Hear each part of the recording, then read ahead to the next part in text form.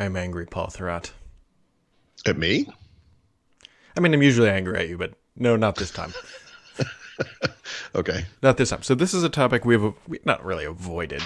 But I mean, it doesn't always fall into our wheelhouse, but this one definitely falls into my wheelhouse, so whatever. Okay. Have you heard of GameStop? I have. Have you seen what's happened to their stock? Yeah. Yeah. So, for the dear Yep. listener, this is a massive simplification as what has happened here. So, a hedge fund or hedge funds shorted the stock 140% of the available stock, meaning they sold things that didn't exist to try to artificially slam down the price and effectively put GameStop out of business. You do that by saying, Paul, I'm going to borrow a share from you at $100. Yep. I'm hoping that So, is going to go down to $20. And then I'm going to take my share and sell it to somebody else. And then when it goes down to $20, I will buy it back at 20 and hand it to you, and I will make $80 in that transaction.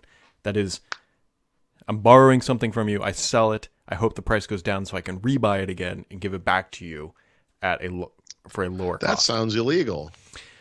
It wasn't designed like I think this actually like dates back to like it was a way for farmers to try to like stabilize the markets for themselves, and then people obviously manipulated it or whatever. So that exists. It's called shorting a stock, and this company did it 140% for GameStop, and somebody figured this out. And when that happens, you can royally screw over that company because they screwed up. And you can do that by inflating the value because what they're selling is like a contract essentially. And so if that stock is above $20, then they have to go to the market and buy it at $100 and then give it to you for 20, and then you make $80. That's the risk. That's the bet. Somebody figured this out, and that's what's caused this stock to just go through the roof, rightfully so. And why I'm very angry now, Paul, is now Because you weren't in on this. for full transparency, I was for a little bit. Like I made some money off of this. Now I have no positions in GME at this given time. Okay. Is that the stock is going like gangbusters. Like I think they were expecting it to drop to $20, and it's like over 400 right now. This will quite literally like take some of these hedge funds and bankrupt them because of how much they're going to potentially lose. Okay. Now, there's apps out there like GameStop, like Robinhood, Ameritrade, and all that. And we always know that like the world is rigged against people who aren't like wealthy, right? Like you're potentially paying more in taxes because you can't put it in long-term investments. You get just preferential treatment on a lot of things.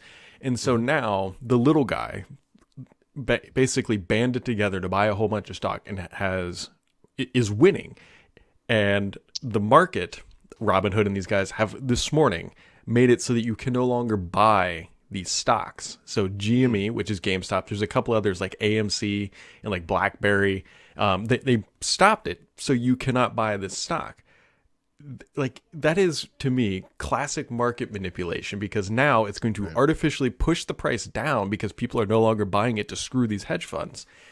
Like it's really just there's going to be some big like regulatory fallout from this. Yeah. And Here's my concern. My retirement is entirely funded by the stock market right now. Right. And it has been unnaturally high, I would say, given what's going on in the world. And this could trigger some kind of a correction that will screw everything up.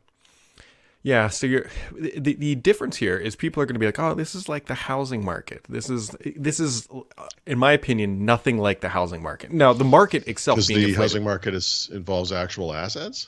well, more specifically, what's happened with GameStop, like that is not the same thing because somebody screwed up and somebody called them out on it, as opposed to the housing market, which was like physical assets that the banks were just throwing money at and then were completely inflated over realistic values. And then they effectively lied about everybody's credit rating and then said, That's happening literally right now again, right? Yeah. Like that situation is literally repeating itself. It's not as bad. It isn't as bad yet, in the sense that the fallout from people not able to pay for their mortgages hasn't become obvious, but house prices in certain areas of the country have been inflated. There are huge bidding wars. Sure. There are Like they're people with zero down who just qualify for some nonsense loan that they can't pay off, are buying houses. We haven't gotten to the point yet though where it's interest only loans. Like that was one of the tipping points that really screwed it up, is that you could quite literally, it's called an 80-20 loan. You could get a 20% like loan to pay for the variable interest rate. You start off really great, and then it turns into like a credit card payment after 4 years or whatever the time frame. Well, there was that, but they were quite literally having loans where for the first 5 years you weren't paying the principal, you were only paying the interest. Your first 5 years of your payment were like $1,000, and then after 5 years your housing price or your mortgage went to like $2,500. And they pitched you on that says, hey, you're going to get a raise in 5 years. You'll be able to afford that. That'll be. Anyways. Oh, it's the American dream. Yes. Well, the American dream is taking down the man, if you will, which in this case is a hedge fund through GameStop. And, well, I know. I mean, well, it's so American to mortgage the present for the future, assume that everything's going to go great, and that things are only going to get better, is so American, and unfortunately is often not the case. Anyways, I'm pissed off at Robinhood, and because you wanted to invest in GameStop, and no, because they're manipulating the market. They're in a position that. Yeah. They're like the Google or the Facebook of the financial world. Is that what you're saying? I mean, they're the gatekeeper to whether you as an individual can or cannot buy a particular stock. Right. They should not be the gatekeeper in that position. That is not their role to decide. Because at the end of the day, like you have to. Now, there are certain things that I potentially agree with that they could do. There's things like called buying on margin, which is effectively buying stock on a loan. Or loaning yourself money to buy a stock. Like like amateur investors should. My dad once told me, he's like, if you ever buy stock on margin, I will kill you, which is a pretty good advice. Don't ever do that. Like you should put cash in and then play with that, and then if it all goes away, that's fine. But unlike with margin, you could lose it all. Gambling. It is like the market is. You don't gambling. take a credit card. You take money from a credit card and walk up to a slot machine. Yeah, it's absolutely gambling. But I mean, you can go to Vegas right now and put a $100 bill into a slot machine that is quite literally rigged against you to lose. But I can't go and buy AMC, GME, or any of these other stocks. Well, but in Vegas, you also get free drinks. So yeah, you spend enough money, I guess. Anyway, so for people who are wondering what's going on with that and why there's an uproar over Robinhood, that sort of explains what it is. And that's, if you look at my Twitter feed, I kind of went off the rails a little bit. Because they shouldn't be doing this. And then the bad part is that who's going to be coming out better on this? It's the hedge funds, because they can still buy and sell and move in and out of the stock. Yeah, this is going to save some of those companies. Potentially. We don't quite know how long they're blocking this, because as of the time of the recording this, it's still pre-market, and they might just be nice and, when the market opens, let it happen. But we'll see. We'll see. I think it's really poorly reflected upon these trading apps. So there's my rant. That's why I'm angry, Paul. I can be angry at you too. Why? Not particularly this morning, but anyways, that's so. Anyways, Apple reported something. Yeah, I'm actually writing a little analysis of these numbers because there's some interesting data in there. So. It's just for people who haven't seen it, Apple just made more money than God, and literally. I'm looking at this right now, $28 billion in net income. So 110 billion-ish in revenues, right? So first time out, I think the Apple's been over 100 billion, so 110 billion. Just to put that in perspective, Microsoft is the second largest company in the world. They just reported 43 billion in revenues in the same quarter. So Apple outdid them 2x on net income. Over 2x, yeah. Well, 2x. Well, like 3x almost on revenues, but on net income, it's 2x. Geez, yep. Almost 2x. Here's the other interesting. Amazon hasn't reported yet, have they? No, because Amazon always has massive revenue. Like.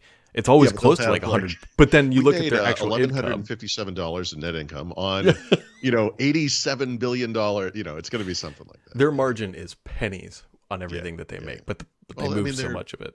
It's all logistics and moving physical items around. That's 50% of their business, at least, I'm sure. Yeah, I mean, I was gonna say it's like, well, they sold a lot of everything, really. Like, Apple. yeah. Yeah, so Apple. So again, I don't want to ruin the whole article I'm writing, but I mean, there are 1 billion active devices on iPhone. Hmm. That's the size of the Windows 10 user base. And by the way, just random aside that I call out in this article too. Is it notable that Microsoft has never released a new number for Windows 10 users? Like, we just experienced a pandemic year, Mm. record PC sales over the past 5 years.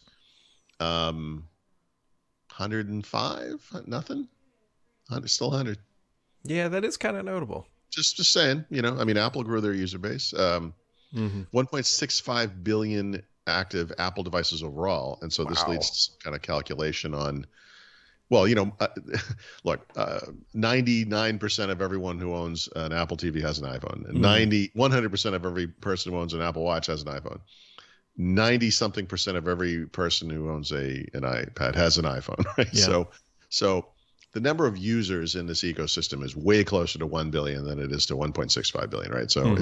I'm going to guesstimate it's somewhere in the 1.1 billion range, right? It's those other 500 million devices are second, third, and fourth devices for the iPhone user, by and large, right? I mean, not universally, but almost universally. Um, every one of their product categories, double-digit growth year over Hmm. year. Every one of them. You know, Yeah. iPad. I think the number was 41% growth. I think like 41%. What? Like, what did they release? They Yeah. released a $600 iPad. Like, okay. I mean, I, we talked about Surface, a $2 billion quarter. Hmm. The Mac was a 10 point something, but I don't remember the number. Actually, I probably have it there somewhere, but we'll call it a $10 billion. Actually, I do have it. No, I'm sorry. I overshot that. It's 8.7 billion. So it's over 4 times as big as Surface by revenue. They did okay. Yeah. Yeah. I don't think they're. I think they're I going don't even know how places. to describe any of this stuff. The one thing I will say is this: that the slowest growth of all of their products was, wait for it, iPhone. Like, now this is probably has to do with what I think of as, it's not like a law, but the Hmm. probability of big numbers, where when you have a lot of something, it's Right. hard to grow Percentage wise, quickly. it's tough. Yeah. So 17% growth in iPhone. Um, they Still. launched these products later in the quarter than usual, so I think some of it's going to get pushed back to the next quarter, this quarter. They had some component issues, not like Xbox and Sony did, but um, when we bought iPhones for the kids for Christmas. I mean, we had to wait 2, 3, whatever weeks. It was a long time, which was fine. We did it Hmm. well in advance, but and at least you can do that, right? Unlike Xbox and PlayStation, you can just order it and wait till it comes. Yeah. It's nice. Um, they have it is astonishing. Just the one thing I guess I would say about this at a really high level is it is impossible, now with an asterisk, to make lots of money selling hardware, right? The real money and the real margins typically are in software and services, right? Hmm. Now Apple is getting into software, well, it's been into software for a long time. It's now getting into services in a big way. I think they're pinning a lot of their future growth hopes on this. The services business has done tremendously. Whatever you think of Apple services, it's done great. Apple makes an unbelievable amount of money selling hardware. No one else can do that. Yeah.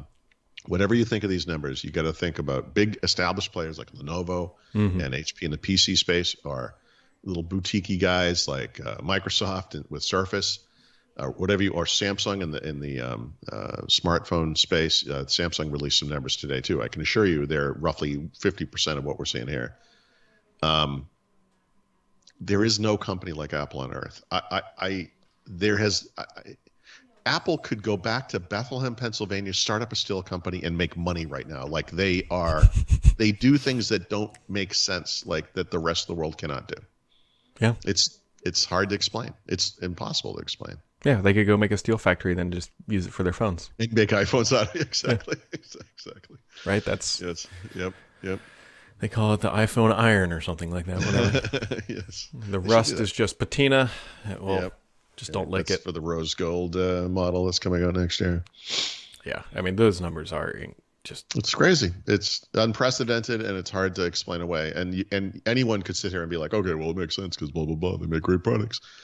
Yeah, yeah, yeah. Okay, but but yeah, I'm but just the whole saying. world ended in 2020, and Yeah, I know. It's crazy. It's crazy. There was so much economic uncertainty. Millions and millions of people lost their jobs. Not to mention all the people who got sick and died. mhm. And yeah, Apple had a blockbuster quarter selling things that nobody needs. And I'm not trying to be a jerk about it, but I mean that's a fact. They make great stuff. I love their Mhm. hardware for sure. Um, Nobody needs any of it, like any of it. It is amazing. They are such a. They just. I don't. There's no business lesson. There's no. You can study this company all you want. You can't learn from it and then copy it. You just can't. I don't. I'm running out of ways to say it. Crazy. Well, the other things that we apparently don't need, according to Firefox, are PWA features, which Yeah. So in the same vein that companies like Microsoft and Apple, Amazon, Google, Facebook, whatever, have all experienced an incredible surge. And then, companies and things like Teams and Slack and all that stuff. Mhm. Well, maybe not Slack, Zoom, whatever. Obviously, the pandemic has benefited certain types of companies. This past year has been a terrible one for Mozilla. They have not experienced any good news at all. The only thing keeping this company afloat is this artificial payment they're getting from Google, which I believe is designed just to keep them in the marketplace. So it looks like they have some kind of a competitor in the web browser market. I don't know, but they've laid off a lot of people. They're backing down from technical initiatives. When Microsoft adopted Chromium a little over 2 years ago, announced they were doing it, I wrote an editorial. I should probably just go look it up, but I'm sure in December of that year, it would have been 2019 or whatever, or 2018, whatever year it was, doesn't matter. Anyway, whenever this was, I said Firefox is dead. you know, Mhm. uh, the entire web browsing world, except for Apple, which can do its own thing, again, special, has adopted Chromium as the back end engine for the web. And, I know people talk about monoculture and everything, but honestly, that's where standards need to be. The web is standards based. The rendering engine for the web should be standards based. And the innovation can occur on top of that. And they just refuse to do that. Now they have no resources to do what they want to do. They can't even keep up on the rendering engine side, the JavaScript performance side, however you want to put it, let alone do innovative things on top of it. And scaling back on PWAs, I mean, that is your job as a web browser. Mhm. That's what you do, So when you see them walking away from that, that doesn't indicate like there's some kind of a softness in PWAs, like maybe they're not going as good, or but that has nothing to do with it. This is a company that is really struggling, and now they're throwing out what I think of as core competencies because they have no choice. This company is doomed. It's too bad. Yeah, we'll see. I think the true writing on the wall will be when they come out and announce that they are switching to Chromium. Yeah, and unfortunately for Firefox or for Mozilla, there are two problems with that. Too late, right? How long did it take Microsoft to ship it took them 1 year to ship something they called stable. It Mhm. took them 1 more year to ship something that I call stable, meaning a completely feature complete version of a web browser. It just came out last week, dude. Like it took them 2 years. That's Microsoft. I guess Mozilla, it's the whole company. Maybe there's an all hands approach to it. I don't know, but that's one problem. The other one is this: the people who choose Firefox, of that group of people, a lot of them are very idealistic. They very much embrace all of the things that Mozilla is all about, which I completely understand. Going to Chromium would be a betrayal to those people, and that would be that they would just look elsewhere. Then they're not going to Chromium. The people that have been complaining about monoculture for the past 2 years are not going to suddenly embrace it now. So they're in a no-win situation. Like we talk about Intel and the struggles that they're having. Intel has many times in the past risen to a challenge, overcome a hurdle, and gotten back in first place. They're not going to be back in first place for the whole world, but on the PC or even in the data center, they could do a new architecture that's very ARM-like, and they could save themselves. Like there's a possibility Intel will be fine. Mozilla is screwed. Like it's just there is no possibility. It's over. They can't fix this. It's too bad. We'll see if they can. They'll obviously try. Brad, you're doomed. I'm like that guy in the Friday the 13th movie holding the eye on the stick. You're doomed. You're all doomed. I mean, the cards are definitely stacked against them. I mean, that is absolutely true. Yeah, because I mean, they're competing with the likes of Microsoft now and Google running the same engine. They lost share all year. You know, you can go look it up. I mean, they were a company that for a long time was in the 13-15% range, and they hit single digits probably a year ago, and they've been going down ever since. Like they're right on the edge of being irrelevant right now. And when you announce that you're not going to be a platform for PWAs, like the apps that run on the thing that you care most about, the only thing you care about, geez, unbelievable. It's a hard computer science problem, Brad. Well, those users will feel betrayed just like I am about Robinhood. GMA, invest today.